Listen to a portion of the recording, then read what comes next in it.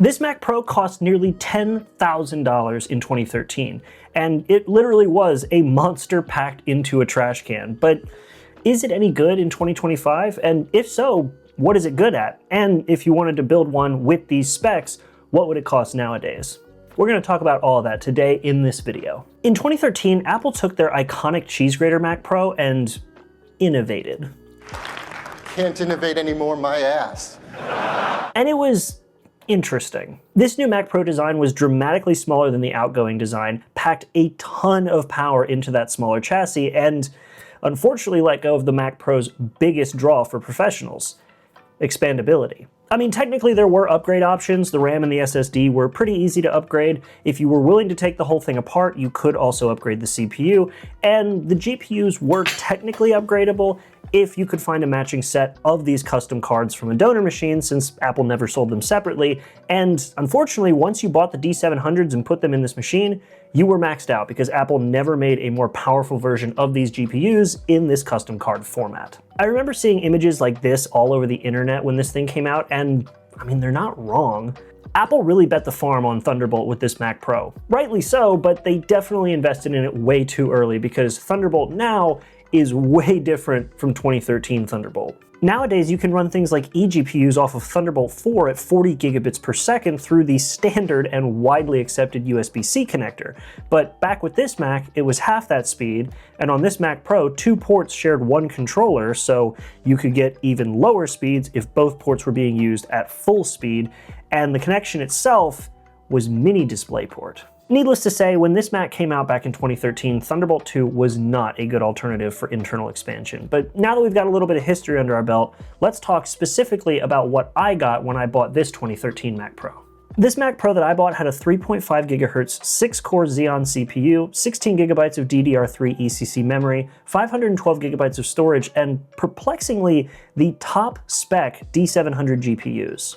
Honestly, I have no clue what this thing was used for previously. My best guess is that since the storage wasn't a lot, RAM wasn't a lot, and the CPU was higher frequency but lower core count with those big GPUs, they might have used it as something like a render server where CPU and RAM weren't super necessary and the storage was just needed to save a project, but they really needed that graphics power. It was either that or it was used by some company as a workstation computer and they just bought whatever the current Pro desktop was from Apple, and they might have let their employee pick the spec within a certain budget. Interestingly, this machine was actually bought in 2017 by whoever the previous owner was, and this was kind of an odd time to buy one of these computers because people had already started complaining about the specs inside showing their age, and this was 4 years into the lifespan of this computer. But on top of that, this was only 2 years away from getting replaced when Apple went back to the original cheese grater design with, of course, a new spin on the look and internal expansion.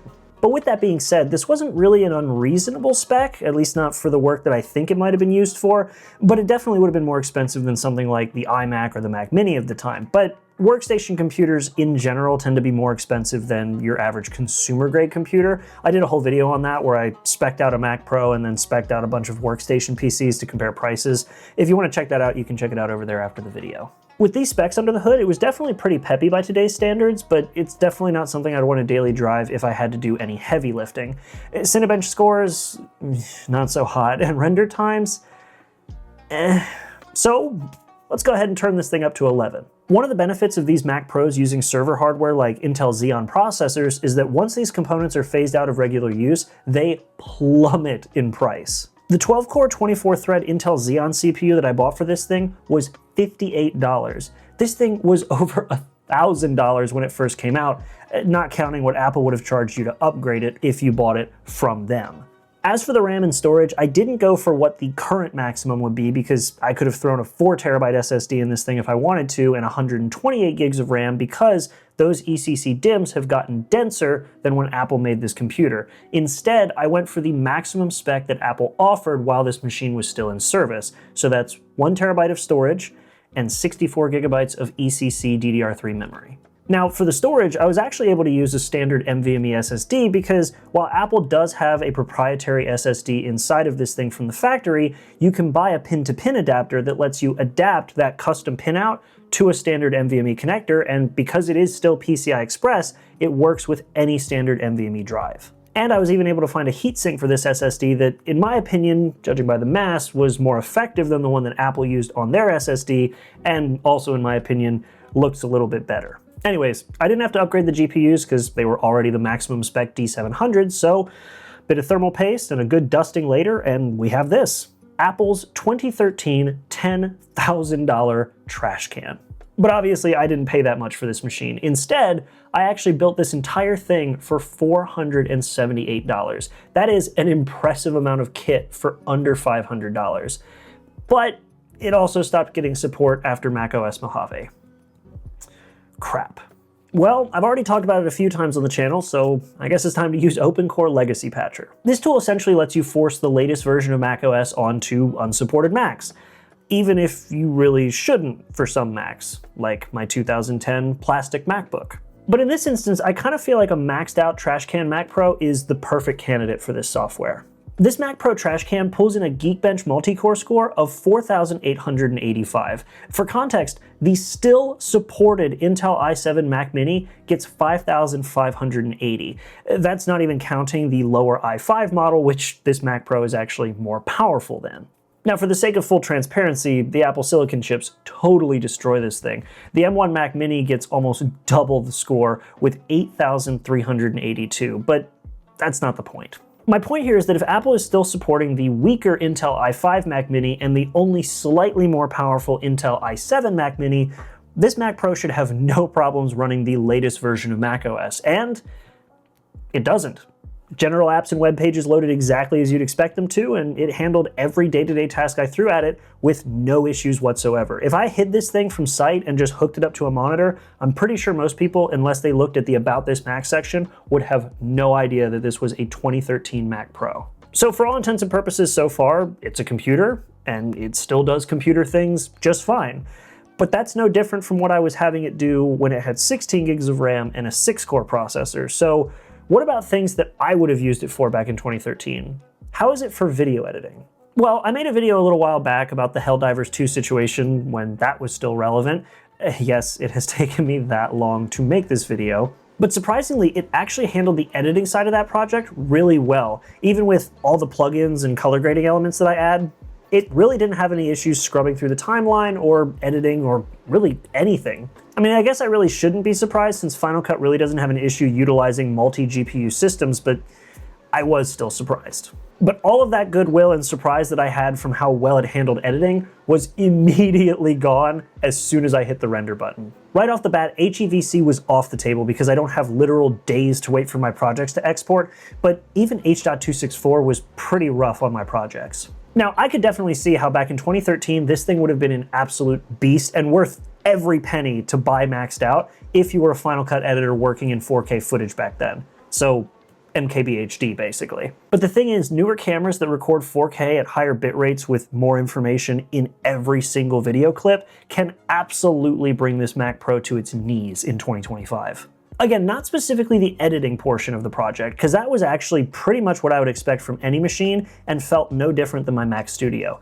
But when it comes to rendering, I'm used to my average project rendering out faster than the video playback speed. That means that if the video is 18 minutes, I'm used to it rendering out in less than 18 minutes. The only time that I would expect a project on my Mac Studio to take longer to render than video playback is if I'm working with some insane footage for a commission, but that's pretty rare. However, the 4K footage that I'm using from my camera for my average projects would have been insane projects for this Mac Pro back in 2013. Here's what I mean. This Mac Pro rendered out a 17-minute project in 32 minutes. By comparison, my Mac Studio did it in 8 minutes, and my MacBook Pro did it in 11 minutes. So yeah, this is definitely a budget workstation, but I'm actually not going to be using it as a workstation.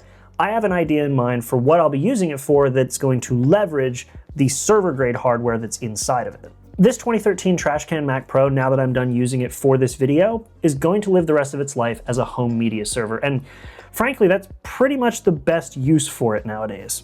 And like, honestly, you don't really need a maxed out version of this thing to use as a home media server, but I'm going to enjoy saying that my home media server cost $10,000 in 2013. Essentially, I intend to be using the server-grade hardware in this Mac Pro as a Plex server. And when I say server grade hardware, I mean hardware that's meant to be run hard for a long period of time with minimal downtime.